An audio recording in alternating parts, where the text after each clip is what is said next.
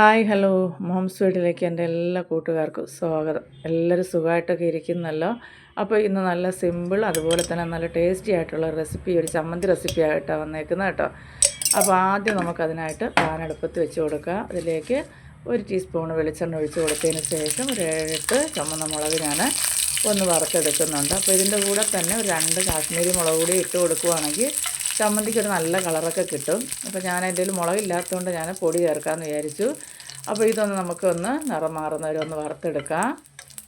ഒരുപാട് കരിഞ്ഞൊന്നും പോകരുത്. ഇതൊന്ന് ചുമന്ന് വരുന്ന പരുവത്തിൽ നമുക്കിത് കോരി മാറ്റാം.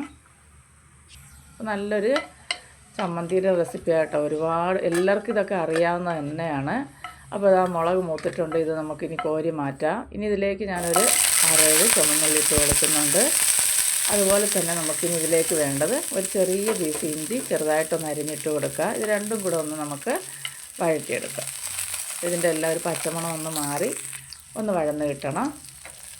അപ്പോൾ ആ സമയമാകുമ്പോൾ നമുക്കിതൊന്ന് കോരി മാറ്റാം. അപ്പോൾ അതെല്ലാം കോരി മാറ്റിയിട്ടുണ്ട്.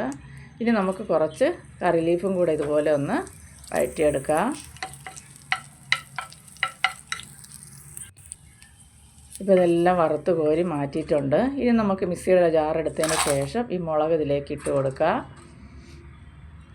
ഒരു പച്ചമുളക് കൂടെ ഞാനിതിൻ്റെ കൂടെ ചേർത്ത് കൊടുക്കുന്നുണ്ട്.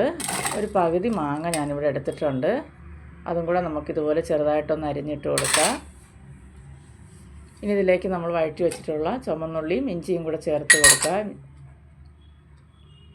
കറി ലീഫ് ചേർത്ത് കൊടുക്കുക.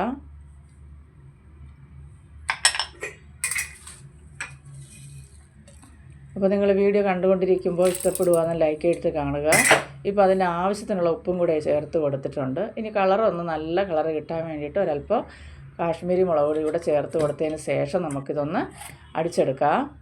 അപ്പോൾ ഈ പരുവത്തിന് ഇപ്പോൾ കിട്ടിയിട്ടുണ്ട്.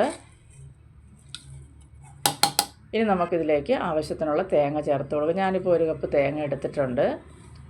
നിങ്ങൾക്ക് എത്രയാണോ ചമ്മന്തി ക്വാണ്ടിറ്റി വേണ്ടത് അതിനനുസരിച്ച് എല്ലാ ചേരുവകളെയും കൂട്ടുകയും കുറയ്ക്കുകയും ചെയ്യുക. അപ്പോൾ ഇത് ചേർത്ത് കൊടുത്തതിന് ശേഷം ഒന്ന് അടിച്ചെടുക്കുക. ഒരുപാട് ചമ്മന്തി അരഞ്ഞ് പേസ്റ്റ് പോലെ ആയിപ്പോരുത്. അതിൻ്റെ ടേസ്റ്റ് കൊള്ളത്തില്ല കേട്ടോ അങ്ങനെ അരച്ചെടുക്കുമ്പോൾ. അപ്പോൾ ഒന്ന് തരിതരിപ്പായിട്ട് തന്നെ നമുക്കൊന്ന് അരച്ചെടുക്കാം. ഇപ്പോൾ അതാ നമ്മുടെ ചമ്മന്തി എല്ലാം ഞാനിവിടെ ഒന്ന് അരച്ചെടുത്തിട്ടുണ്ട്. ഒരു പാത്രത്തിലേക്ക് മാറ്റിയതിന് ശേഷം 1 ടീസ്പൂൺ പച്ച വെളിച്ചെണ്ണ നമുക്കിതിലേക്ക് ഒഴിച്ചു കൊടുക്കാം. അതിന് ശേഷം നമ്മുടെ കൈ കൊണ്ട് ഇതൊന്ന് നല്ലപോലെ ഒന്ന് മിക്സാക്കി എടുക്കാം. നല്ലപോലെ ഒന്ന് മിക്സാക്കിയതിന് ശേഷം നമുക്ക് ഇതൊന്ന് ഉരുട്ടിയെടുത്താൽ നമ്മുടെ അടിപൊളി ചമ്മന്തി ഇവിടെ റെഡി ആയിട്ടുണ്ട്. അപ്പോൾ ഒന്ന് ലൈക്ക് ചെയ്യാൻ മറക്കാതെ ഒന്ന് ലൈക്ക് ചെയ്യുക. അതുപോലെ തന്നെ നിങ്ങളുടെ പ്രിയപ്പെട്ടവർക്കെല്ലാം ഒന്ന് ഷെയർ ചെയ്ത് കൊടുത്തൊന്ന് സപ്പോർട്ട് ചെയ്യുക. അതുപോലെ തന്നെ ആദ്യമായിട്ട് കാണുന്നവരുണ്ടെങ്കിൽ എൻ്റെ ചാനലൊന്ന് സബ്സ്ക്രൈബ് ചെയ്യുക. സബ്സ്ക്രൈബ് ചെയ്യുമ്പോൾ തൊട്ടടുത്തൊരു ബെൽ ബട്ടൺ ഉണ്ട്. അതൊന്ന് അമർത്തിയാൽ ഓൾ എന്നൊരു ഓപ്ഷൻ വരും. അതുകൂടെ കൊടുക്കുകയാണെങ്കിൽ ഞാനിടുന്ന എല്ലാ വീഡിയോയുടെയും നോട്ടിഫിക്കേഷൻ നിങ്ങൾക്ക് അതാത് സമയം ലഭിക്കുന്നതായിരിക്കും. അപ്പോൾ അതാ നമ്മുടെ അടിപൊളി ചമ്മന്തി ഇവിടെ റെഡി ആയിട്ടുണ്ട്.